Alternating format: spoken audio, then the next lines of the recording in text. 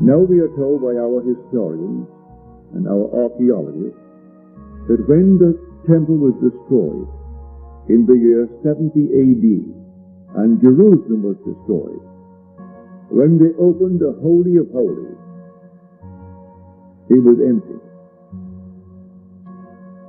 There was nothing there when they opened the Holy of Holies. Why he incorporated this into his story, I do not know. What was his source? I do not know. It is not in the Old Testament.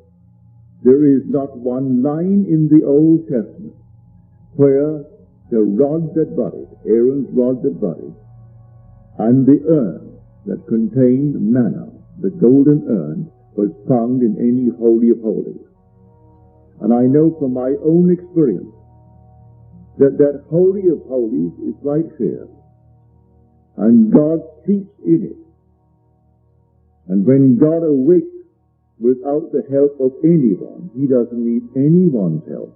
God emerges from the Holy of Holies, which is called the Holy Sepulchre. And when you awake within that Holy Sepulchre, it is empty, may I tell you. You are the only presence in it. And you come out by your innate wisdom as to what to do, and you push yourself out of it. You push and something gives, and you come out. And so the story is true. It is empty.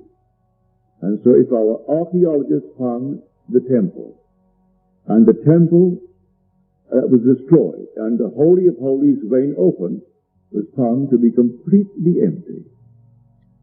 So not a thing is in it but the sleeper, and the sleeper in man is God. And his name forever and forever is I am.